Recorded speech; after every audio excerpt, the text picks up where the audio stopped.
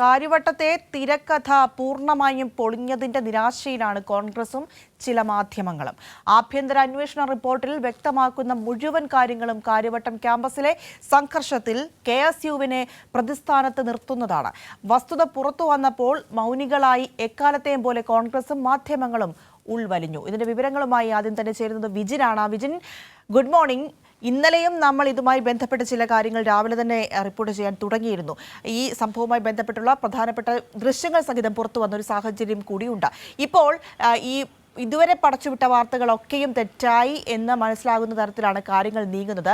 അത് ഉയർത്തിക്കൊണ്ടുവന്ന മാധ്യമങ്ങളും അതുപോലെ തന്നെ ഒരു വിഭാഗം ആളുകളും മൗനം പാലിക്കുന്ന ഒരു സാഹചര്യം കൂടിയാണ് ഇപ്പോൾ കാണാൻ സാധിക്കുന്നത്. എന്താണ് ഇതിലൂടെ വ്യക്തമാകുന്നത്? പ്രിയ, തീർച്ചയായും നമ്മൾ ഇന്നലെ സംസാരിച്ചതുപോലെ SFIക്കെതിരായ ഒരു വലിയ തരത്തിലുള്ള ഗൂഢാലോചനയുടെ ഭാഗമായിട്ടുള്ള പ്രചാരണം കുറേ കാലമായി നടന്നുകൊണ്ടിരുന്നതാണ്. അതിൻ്റെ ഏറ്റവും അവസാനത്തെ ഉദാഹരണമായിരുന്നു കാര്യവട്ടം ക്യാമ്പസിൽ SFI KSU നേതാവായ സാൻ ജോസിനെ ഭീകരമായി മർദ്ദിച്ചു, ഇടിമുറിയിൽ എത്തിച്ച് ചവിട്ടി എന്നതൊക്കെയുള്ള ആരോപണം. അത് നിയമസഭ ഉൾപ്പെടെ അടിയന്തര പ്രമേയമായി ഉന്നയിക്കുകയും കോൺഗ്രസ് വലിയ തരത്തിലുള്ള വിവാദമാക്കാനുള്ള ശ്രമം നടത്തുകയും മാധ്യമങ്ങൾ ഇത് ഏറ്റെടുത്ത് SFI അക്രമികളുടെ ഒരു സംഘമാണ് എന്ന് വരുത്തി തീർക്കാനുള്ള നീക്കം ഒക്കെ നടത്തുകയും ചെയ്തു. ആവർത്തിച്ച് SFI നേതാക്കൾ ഇക്കാര്യത്തിൽ തങ്ങളുടെ ഭാഗം പറഞ്ഞുകൊണ്ടിരുന്നിട്ടും അതൊന്നും കേൾക്കാൻ തയ്യാറായിരുന്നില്ല. അതിനൊടുവിലാണ് ഇന്നലെ ഏകദേശം 4 മണിയോടുകൂടി കേരള യൂണിവേഴ്സിറ്റി രജിസ്ട്രാർക്ക് ഈ കാര്യവട്ടം ക്യാമ്പസിലെ ആഭ്യന്തര അന്വേഷണ സമിതി റിപ്പോർട്ട് സമർപ്പിച്ചത് ഈ സംഘർഷവുമായി ബന്ധപ്പെട്ട്. അതിൽ കൃത്യമായി പറയുന്ന കാര്യങ്ങളിൽ ഒന്ന്, സാൻ ജോസിന് ഒരു മർദ്ദനവും ഏറ്റിട്ടില്ല എന്നുള്ളതാണ്. സാൻ ജോസിന് മർദ്ദനമേറ്റതിൻ്റെ തെളിവുകളൊന്നുമില്ല. മറ്റൊന്ന്, സാൻ ജോസിനെ ഈ ഹോസ്റ്റൽ മുറിയിലേക്ക് വലിച്ചിഴച്ച് കൊണ്ടുപോയി മർദ്ദിച്ചു എന്നതായിരുന്നു ആരോപണം.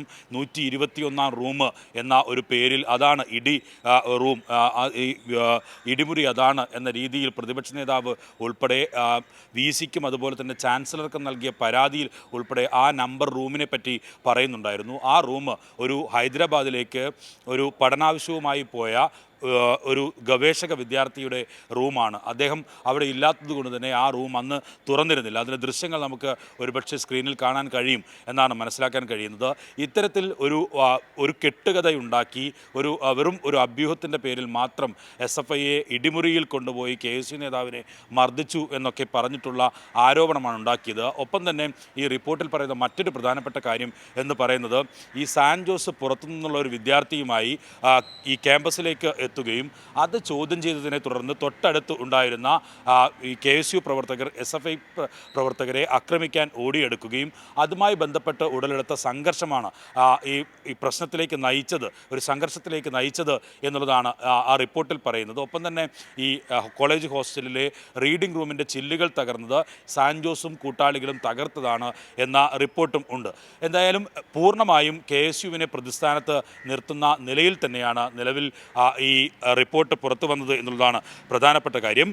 ആ കാര്യം ഒക്കെ ഉണ്ടാകുന്ന ഘട്ടത്തിലും ഇതിനെ ഒന്നും വലിയ വാർത്തയാക്കാനോ ഒപ്പം തന്നെ ഇതിൽ ഒരു പ്രതികരണം നടത്താനോ കോൺഗ്രസിൻ്റെയോ മാധ്യമങ്ങളുടെ ഭാഗത്തു നിന്നുള്ള നീക്കം ഉണ്ടാകുന്നില്ല എന്നുള്ളതും പ്രധാനപ്പെട്ട കാര്യമാണ്. ഒപ്പം ഈ വിഷയം വിദ്യാർത്ഥികൾക്കിടയിൽ പൂർണ്ണമായും അവതരിപ്പിക്കുന്നു. കാര്യവട്ടം ക്യാമ്പസിലെ ഒരു വിദ്യാർത്ഥിക്കും ഇതിൽ ഒരു തരത്തിലുള്ള സംശയവും ഉണ്ടാകാൻ ഇടയില്ല എന്ന കാര്യവും ഒക്കെ വിദ്യാർത്ഥികൾ, കാര്യവട്ടം ക്യാമ്പസിലെ വിദ്യാർത്ഥികളും SFI നേതാക്കളും തന്നെ വ്യക്തമാക്കുകയും ചെയ്യുന്ന ഒരു സാഹചര്യം ഉണ്ടായിരുന്നു. അതിൻ്റെ തുടർച്ചയെന്നോണമാണ് ഇന്നലെ നടന്ന കണ്ണൂർ സർവകലാശാല തെരഞ്ഞെടുപ്പുമായി ബന്ധപ്പെട്ട SFI നേടിയ വലിയ വിജയത്തെയും കേരളത്തിൽ കാണേണ്ടത്.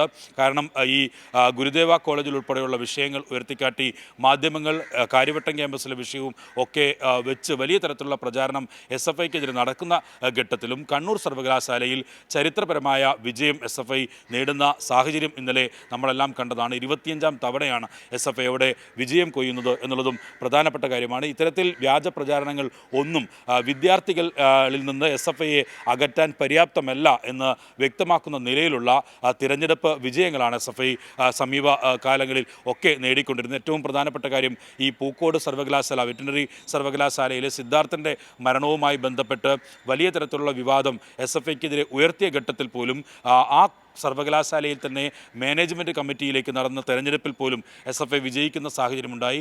ഇങ്ങനെ പൂർണ്ണമായും SFIക്കെതിരെ ഒരു വലിയ ഗൂഢാലോചന നടക്കുന്ന ഘട്ടത്തിലും അതൊന്നും വിദ്യാർത്ഥികളുടെ മനസ്സിലേക്ക് എത്തിക്കാൻ കഴിയുന്നില്ല എന്നുള്ളത് തന്നെയാണ് SFI ഇപ്പോഴും കേരളത്തിലെ ക്യാമ്പസുകളിൽ സജീവമായി നിർത്തുന്നത്. പ്രിയ വിജൻ, ഈ ഇടിമുറി മർദ്ദനം നടന്നിട്ടില്ല എന്ന പ്രധാനപ്പെട്ട റിപ്പോർട്ട് പുറത്തു വരുമ്പോഴും KSC പറയുന്നത് ഇത് രാഷ്ട്രീയ പ്രേരിതമായി നടക്കുന്ന കാര്യമാണ്, അതിൻ്റെ ഫലമായിട്ടാണ് ഈ റിപ്പോർട്ട് വരുന്നത് എന്നൊക്കെ ഉള്ള രീതിയിലുള്ള ആരോപണങ്ങളാണ് അവർ ഉന്നയിക്കുന്നത് ഒരു വശത്ത്.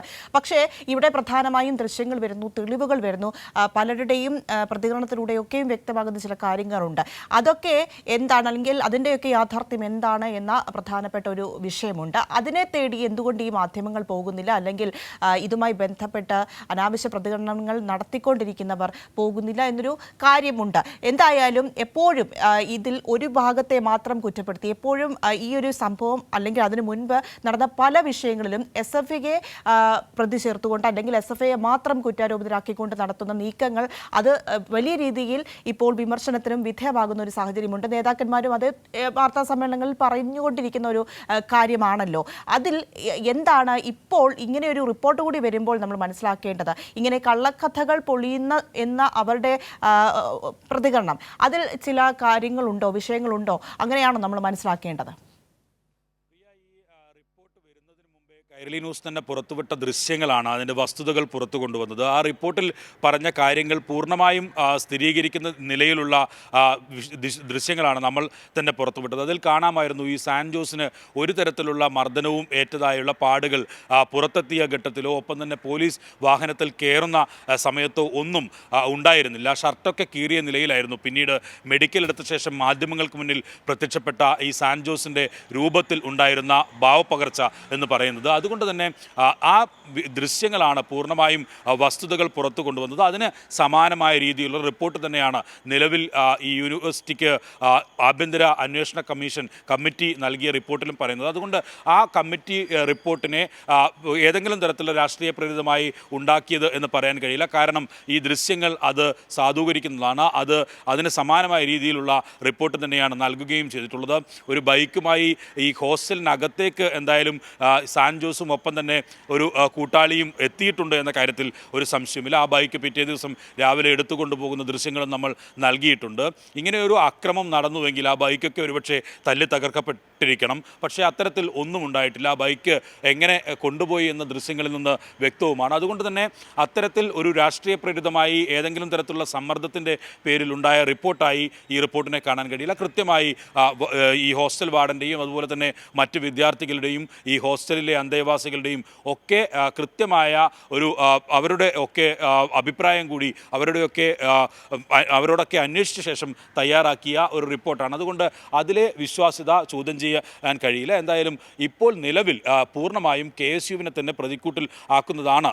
ഈ റിപ്പോർട്ടിൽ അക്കാര്യം പറയുന്നില്ലെങ്കിലും അക്രമത്തിന് ഒരു നേതൃത്വം നൽകിയത് അവരാണ്. സംഘർഷത്തിലേക്ക് കാര്യങ്ങൾ നയിച്ചത് ഈ സാൻ ജോസും അതുപോലെ തന്നെ പുറത്തുനിന്നുള്ള വിദ്യാർത്ഥിയും എത്തിയതാണ്. ഒപ്പം തന്നെ അത് ചോദ്യം ചെയ്ത SFI പ്രവർത്തകരെ KSUക്കാർ ആക്രമിക്കാൻ എത്തുകയായിരുന്നു എന്നുള്ള വിശദമായ റിപ്പോർട്ട് തന്നെയായിരുന്നു ആണ് നൽകിയിരിക്കുന്നത്. അതുകൊണ്ട് തന്നെ അക്കാര്യത്തിൽ ഒരു രാഷ്ട്രീയ പ്രേരിതമായ ഇടപെടൽ ഉണ്ടായിട്ടുണ്ട് എന്ന് പറയാൻ ഒരിക്കലും കഴിയില്ല. അത്തരത്തിലുള്ളൊരു പ്രചാരണം നടക്കുകയാണെങ്കിൽ ആ ദൃശ്യങ്ങൾ, നമ്മൾ നൽകിയ ദൃശ്യങ്ങളാണ് അതിന് വസ്തുതകൾ പൂർണ്ണമായും പുറത്തു കൊണ്ടുവരുന്നത്. പ്രിയ, ചെറിയതല ഏറ്റവും പ്രധാനപ്പെട്ട ഒരു വാർത്തയാണ് രാവിലെ തന്നെ വിജിൻ പങ്കുവച്ചത്. കാര്യവട്ടത്തെ തിരക്കഥ പൂർണ്ണമായും പൊളിഞ്ഞതിൻ്റെ നിരാശയിലാണ് ഇപ്പോൾ കോൺഗ്രസും ചില മാധ്യമങ്ങളും. ഇങ്ങനെ ഒരു ഇടിമുറി മർദ്ദനം നടന്നിട്ടില്ല എന്ന റിപ്പോർട്ടാണ് വന്നിരിക്കുന്നത്. അതിൻ്റെ അടിസ്ഥാനത്തിൽ വരുന്ന വാർത്തകൾ, അതിൻ്റെ സമീപനം, ചില മാധ്യമങ്ങളും അതുപോലെ തന്നെ ഒരു വിഭാഗം ആളുകളും സമീപിക്കുന്ന രീതി, അതിനെയാണ് ഇപ്പോൾ ഏറ്റവും പ്രധാനമായും ചോദ്യം ചെയ്യുന്നത് എന്ന് പറയേണ്ടിയിരിക്കുന്നു.